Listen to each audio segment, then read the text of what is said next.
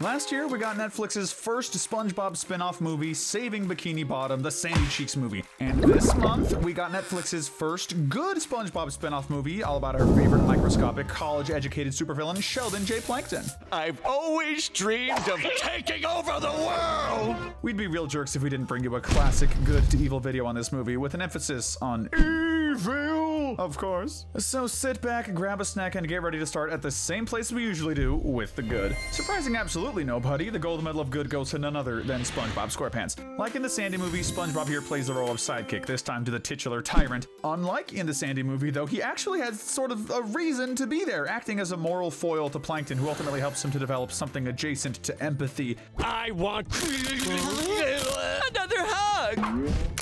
If you're familiar with SpongeBob as a character, his dynamic with Plankton won't surprise you. He's more than willing to use his current hyperfixation on super psychiatrist comics to help Plankton confront his inner demons and reunite him with Karen. He isn't afraid to call Plankton out for his more jerkish tendencies either, but what cements him as our most good character is how forgiving he proves to be. After being made fully aware that Plankton is responsible for the abduction of all Bikini Bottom, SpongeBob still recruits Karen's gal pals to save his life in the second act. And SpongeBob is notably the only one who doesn't seem even somewhat angry with the pair at the end of the movie. This old sponge is just a sucker for a love story. This kid is just too good for this world, which doesn't surprise us by this point, but still. Sharing the silver medal of good, we have a three-way entry for the gal pals, Sandy, Pearl, and Mrs. Puff. In later seasons, these three, alongside Karen, have become a regular group of friends who meet regularly for coffee, conversation, and something else that starts with a C, I guess. Like SpongeBob, they get credit for their loyalty to their friends, sticking up for Karen and strong-arming Plankton into delivering the apology that ultimately saved Bikini Bottom as a whole. I'm so sorry for not listening to you all these years. While they can be reckless, they use that recklessness for good, and while that isn't surprising in Sandy's case, we have to say that it's pretty impressive that both Mrs. Puff and Pearl went the whole movie without having any psychotic or temper tantrum episodes, respectively. That's the kind of development gal pals are there to cheer on, so good on you guys! I mean, gals? And the bronze medal of good goes to... Wait, no, that can't be right. The Mr. Krabs? Krabs? Eugene Krabs got the bronze medal of good. Okay, well, in this movie, yeah.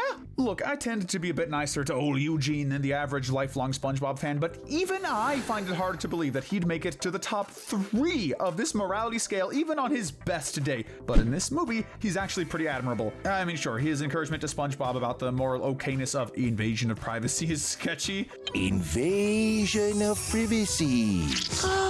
But just look at his reaction when Karen starts taking over the sea. Krabs immediately jumps on the front lines, using his Navy experience to lead the fish of Bikini Bottom to defend their good city against Karen. And when their attack fails, Krabs is the only one who doesn't abandon his post. Mr. Krabs might be greedy and selfish. Give me back them toys, you freeloaders! Okay, not might be, he just is. But at the end of the day, he'll fight tooth and nail to protect the people around him. Most importantly, when he found out that Plankton inexplicably got into the Krusty Krab after closing, he still had the kindness to get him some more ketchup for his fries. That's heroism right there. Mr. Krabs earns the Greed Center medal out of sheer respect this time. He's Mr. Krabs, he has to get it. Closing out the good category is SpongeBob's right-hand man, Patrick Star. We're giving Patrick the Sloth Center medal just for the sheer fact that he somehow spent 90% of the movie in the abducted Krusty Krab, barely even acknowledging the fact that he was now part of a gigantic underwater war machine. Patrick's level of zen is something to be admired. And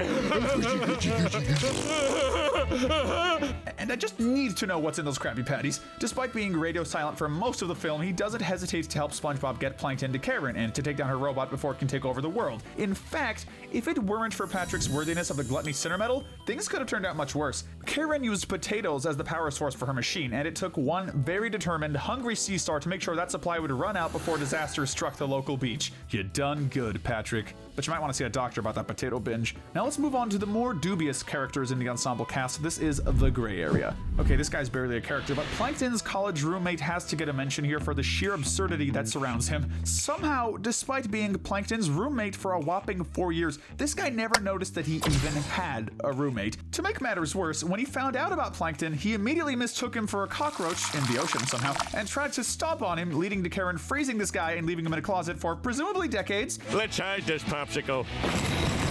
That's actually pretty far up the evilness scale of what this guy's done. Still, at least he got a Krabby Patty once he finally thawed out. Hopefully that made it all worth it. Following a college roommate dude is a group of characters who only appear in flashbacks, Plankton's family. This movie gives us an insight into Plankton's upbringing, even though we already got that in Friend or Foe, but let's just focus on one thing for today, okay? In this movie, Plankton's country bumpkin relatives are brought up, and it's clear why Plankton has always felt like an outcast. His family didn't support his ambitions for college education and world domination, causing Plankton to feel like a lonely stranger even in his home full of hundreds of people. In the end, that loneliness is what led him to building Karen in the first place, using a potato and a calculator to create a new best friend, for which the family proceeded to mock him. They aren't the most supportive relatives around, but if you remember that one episode, Plankton's Army, they were still pretty quick to visit when Plankton called them. Hey, look here, buddy. It's Cousin Plankton.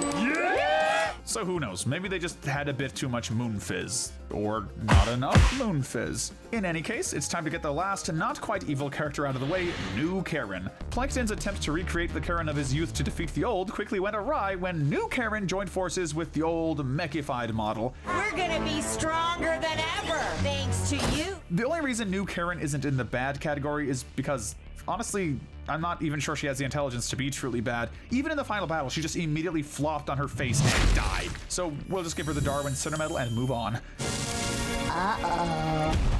You guys know what this list is really about. Come on, it's the Plankton movie, so let's get to the bad to evil characters already. The Bronze Medal of Evil goes to Plankton's marginally better half, Karen Plankton. Our line of thinking with Karen goes two ways. On one hand, this movie does a good job of making Karen much more sympathetic than a world-dominating villain should be. After being disrespected and ignored by Plankton one too many times, she finally went ballistic, removing her empathy chip and becoming a more pure evil iteration of her old self. There are steps to be taken for world domination. What's more, Plankton is both literally and metaphorically the root of all Karen's evil. In his own words, he made her evilness chip to make sure she'd be just as evil as he was, and we all saw what happened when he pushed her too far. But, well, empathy chip or no empathy chip, Karen still went way further than any breakup would justify. We're giving Karen the Wrath Center Medal because of just how far she was willing to go out of spite towards Sheldon. She literally abducted every building in Bikini Bottom to make a gigantic mech suit for herself, and had legitimate plans to expand her reign over the rest of the universe.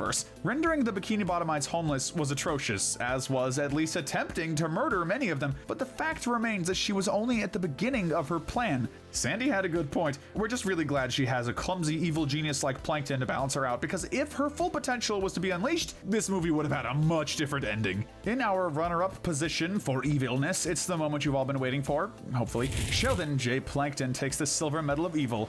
But first, this video is brought to you by Wicked Binge channel memberships. You can gain access to our videos early before anyone else, plus gain access to members-only emojis and loyalty badges by supporting the channel through a membership. In his own words, ever since Plankton was a little boy, he always dreamt of taking over the world. He may have a wife, a beloved pet, and even a decent friendship with SpongeBob, but at the end of the day, nothing drives Plankton more than his insatiable lust for world domination. Well, nothing but his envy for the Krabby Patty secret formula, that is. Plankton knows full well that his scheme to take over the Krusty Krab and use that influence to take over the world has been failing for 25 years, but he sticks with it, which is both admirable and pathetic at the same time. He's determined to do things his way, or not at all. Even when Karen manages to transform the Chum Bucket into a decently successful fast food restaurant, he isn't satisfied because it isn't the formula. Where is the evil? I don't see it! That's what really separates Plankton from Karen in terms of evilness. They may share the same thirst for world domination, but on top of that, Plankton is a jerk. He had a whole song about it even, and he's proud of it too. Pride Center Medal, anyone?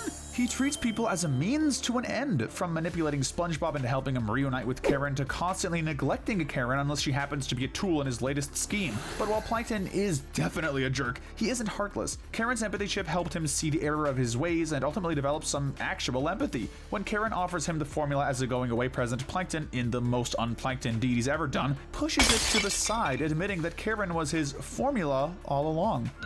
I really do love you, Karen. I mean, personally, I would have appreciated being shown the formula as well, but I'm a sucker for a good love story. This wasn't a redemption arc, but it was definitely a slightly less evil than before arc. And at the end of the day, what could be better for Plankton's big screen on a small screen debut? He might not like it, but Plankton will always be less evil than objectively heartless villains like the Hydra Karens. See, here's the thing about Karen. Plankton gave her 4 chips that made up her personality. There's the snarkiness chip to make her sassy, the intelligence chip to make her super smart, and the evilness chip to make her good at croquet, of course. But then there's the fourth one, the empathy chip, and when it's removed, her only characteristics left are evil, smart, and snarky, and that's just not a safe combination. There are steps to be taken for world domination. Karen's new Hydra heads have all their core's evil ambitions with none of her soft side. One obsesses over destroying anything and everything she can, another focuses on doing the most evil in the most efficient way, and the other just constantly insults everyone. The little green man can count. But there's one sin they indulge in that's worse than all the others combined, something that would make even Plankton himself shudder in disgust. Excessive auto-tune usage. I rest my case. Life without parole for these three. Still a nice villain song, though.